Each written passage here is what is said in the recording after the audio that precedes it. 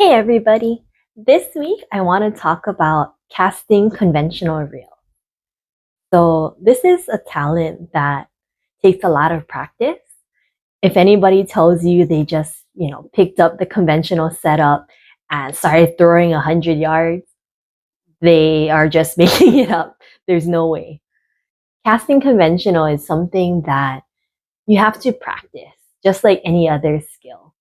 And I believe that if you try and cast as absolute hard as you can on that first cast, all you're going to end up with is a massive bird nest.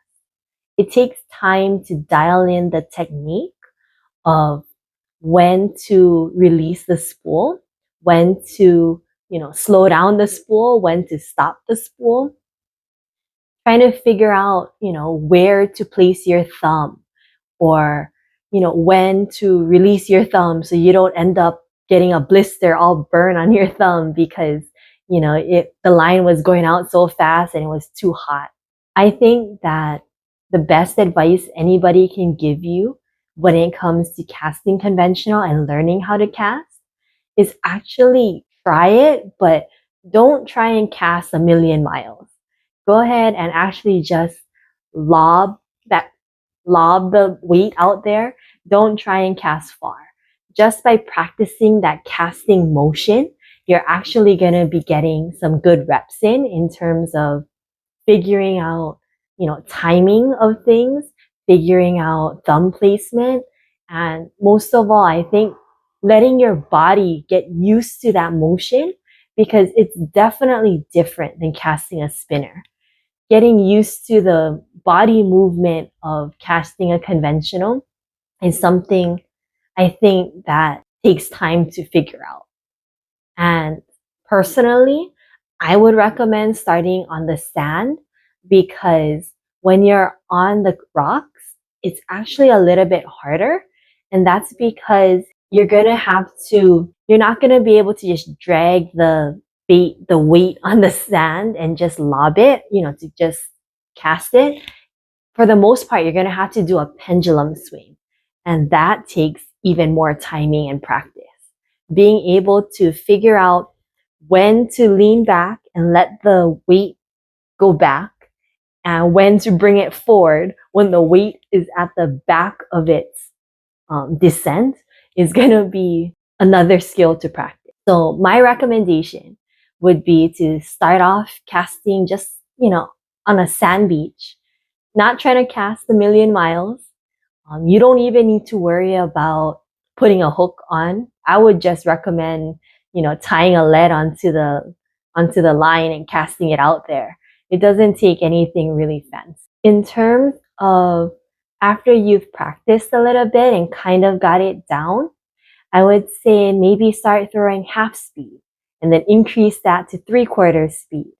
And once you're getting comfortable and you're not bird nesting as much, go ahead and try throwing at full speed. Just know that even if you're throwing super hard, you actually might not be casting any further than when you are casting at 3/4 speed. Something that I've learned is technique really matters.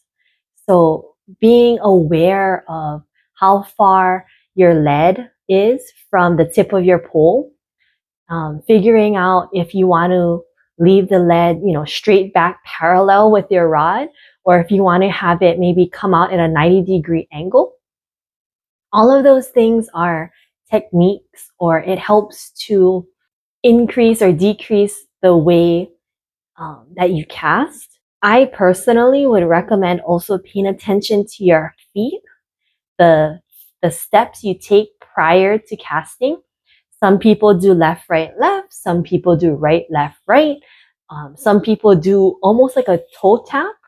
But whatever it is, just be consistent and try different things. If you're just casting all willy-nilly and not, narrowing down what it is that you're doing or what your style is per se, you're going to be doing a lot of casting and it's going to be frustrating because you're not going to be able to figure out what the heck is going on and why, you might not be casting any further.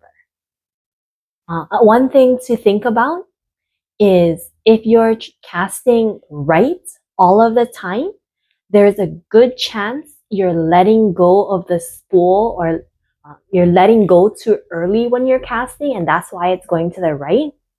The opposite would be saying if it's always going to the left, you're letting go too late. So if it's going right all the time, try holding on to the spool just a fraction of a second longer and see if that straightens it out. And if you go from casting right to casting left, okay, maybe you held onto the spool a little too long. Just really, really fine movements, fine milliseconds can make a huge difference when it comes to casting. And just know that casting straight matters more when you're fishing with a lot of people than if you're just fishing alone, or, just one or two people. Because I've casted some extremely horrible, so far left, it's almost touching the shoreline, like 60 yards down the beach. And I caught stuff. It was definitely not a good throw, but hey, it caught a moi or it caught a o'io. So I'm not saying you have to cast far in terms of distance, but just being aware of how you're casting, it's a good practice to think about, because if you do go and fish somewhere that's really full and busy, you don't want to be that person always crossing other guys' lines. It's kind of embarrassing and everybody gets mad, honestly. I know that's one of my weaknesses at the Hallelujah school. The old guys see me and they probably cringe. They're like, oh no, it's her. She's going to cross our lines. I do it kind of often, and I think they kind of know me already.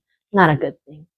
But the other thing to think about when you're casting conventional is where your thumb is on the reel. So let me grab the reel and I'll show you what I mean. Okay, so this right here is my HG30. I have relatively small hands, so this is gonna look kind of weird. But when I first start my cast, I start with my thumb right in the middle of the spool. And as I go and bring this back to cast, I do something a little different. A lot of guys will just lightly take their finger off the spool and just, gently tap, let's say. But what I do is I'll actually bring my thumb over to the side of the spool right here, and I'll actually thumb that, because I feel like I have more control over the reel speed or the spool speed by doing that.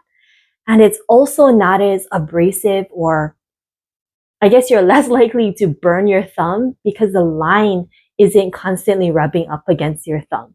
It's more so your corner, or part of your thumb is touching this spool here, and that's how you're controlling the speed. I know that some people have a lot of splices in their line.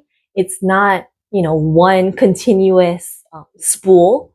And when you have knots and you're splicing your line, it's really, really important to know which side of the spool the splice is on, because that knot coming out at that speed, it'll cut your thumb open and it's going to be sore. So I recommend, for me personally, I'll always put it on the side of the spool away from the handle. And that's because I thumb the side of the spool closest to the handle. So for me, it just kind of makes sense in terms of, where my thumb placement is. I definitely won't cut myself open if the knot is on this side. As opposed to if it was on this side, there's a good chance my thumb would be cut open and I'd be very sad. So make sure that when you're casting, you're not trying to cast a million miles an hour. I actually have a video called Jamie's Favorite Fishing Myth, and it talks about casting far. I really don't believe you need to cast far to catch fish. I've mentioned this before. I'm a girl. I'm not as strong as you guys out there. I'm not as big. I'm not as tall. I'm, just pretty petite, I guess. And at best, I'll cast 75 yards, maybe 80. But really figuring out where you're casting, having accurate placement of your cast matters. I believe that a lot of my success has to do with knowing where I'm casting as opposed to just casting as far as I can, praying that, I casted far, so the big fish gotta be out there. The water is deeper, right?